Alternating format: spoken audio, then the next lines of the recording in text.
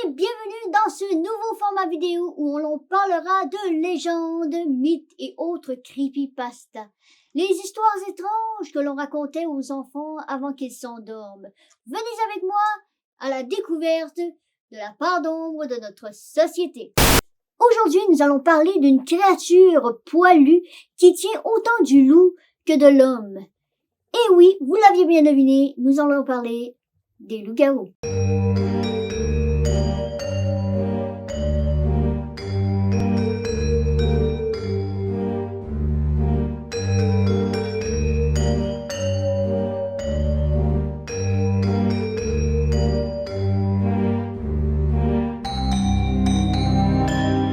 Mais d'abord, qu'est-ce qu'un loup-garou? Un loup-garou est un homme qui se transforme en loup. Il est soit mi-homme, mi-loup ou tout simplement un loup. Ses attributs physiques sont qu'il a une grande gueule, des yeux étincelants et des crocs. Il est à la fois féroce, habile et rusé. Il obtient les capacités du loup tout en gardant ceux de l'homme. Et pour ceux qui se disent « Ouais, c'est trop cool, ça a l'air trop badass, c'est un loup-garou, je veux être un loup-garou », attendez un petit peu, il y a quand même des conséquences à être un loup-garou. Et c'est que vous n'avez pas le choix de vous transformer à la pleine lune et la transformation est très douloureuse. Et pour ceux qui veulent faire exprès pour se transformer en loup-garou, cela peut s'avérer plus difficile qu'on le pense, mais j'y reviendrai un peu plus tard. Mais là, vous allez me dire, oui, mais est-ce qu'on peut reconnaître un loup-garou sous sa forme humaine? Eh bien, à ce qu'il paraît, ils auraient les ongles très longs et beaucoup de poils, genre sur les mains et juste ici, comme une espèce de boule au sourcil. Donc si un de vos potes a du poil un peu trop ici, faites attention, ça pourrait être un loup-garou. Maintenant que nous savons à quoi ressemblent les loups-garous, quel est le but de cette créature de la nuit? Contrairement à ce que Hollywood nous montre dans ses films d'action fantastique où être un loup-garou est dû à une maladie transmise par morsure ou par les gènes d'un parent, dans les anciennes traditions d'Europe, être un loup-garou était plus dû à une malédiction, un châtiment divin ou un rituel satanique où vous deviez faire un pacte avec le diable.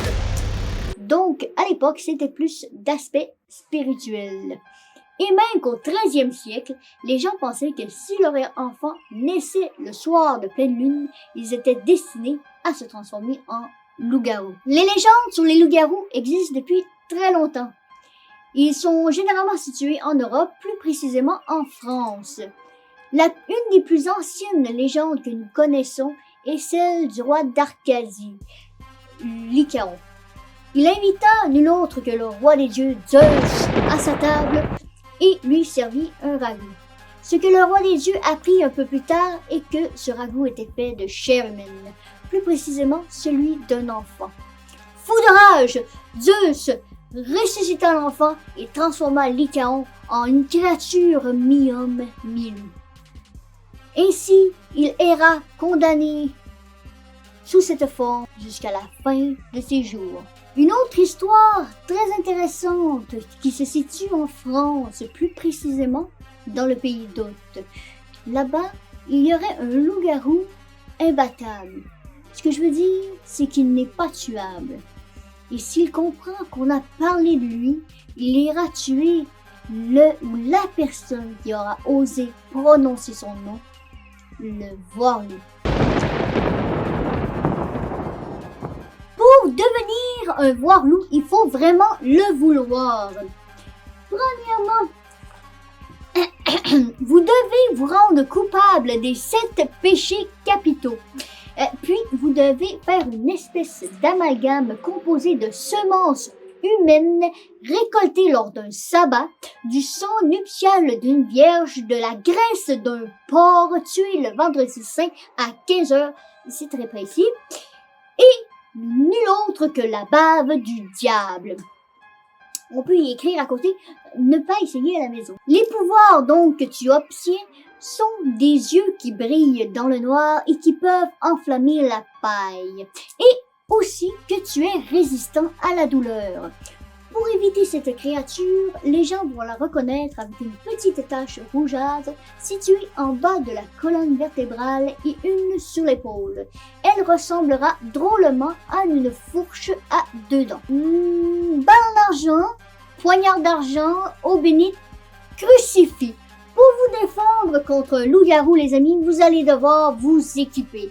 Sinon, vous pouvez toujours faire comme un sorceleur, ici référence à The Witcher, lever la malédiction. Voici comment procéder. Soit que vous l'exorcisez ou que vous le convertissez au christianisme. Sinon, vous avez des méthodes un peu plus radicales qui est de brûler la peau du loup ou de lui planter des clous dans les paumes de ses mains.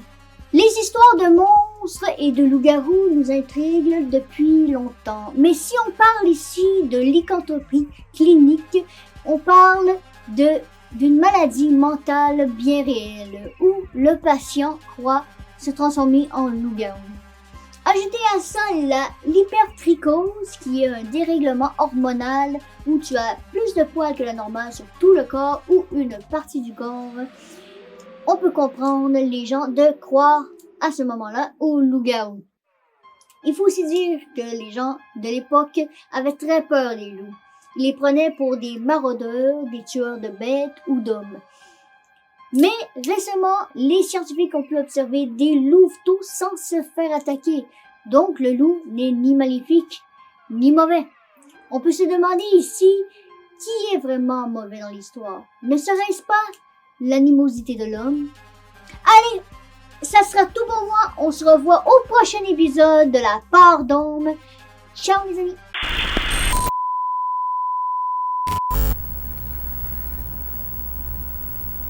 99!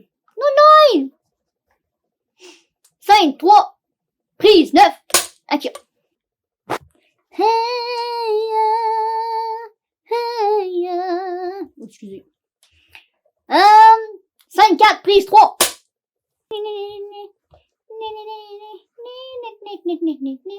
5, 7, prise. Fuck this shit, I'm out. I grab myself and leave. Excuse me, please. Fuck this shit, I'm out. 5.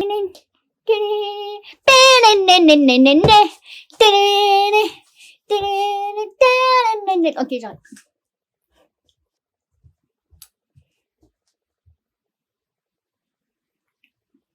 Ouais, je pense que j'ai abusé un peu le 5. Mais on s'en fout. 5, 8, prise 5, action. You see me rolling the 18. 5, 9, prise 5. Bien, nous avons réussi à 5, 10, prise 5. Action. Le chat, cache-toi.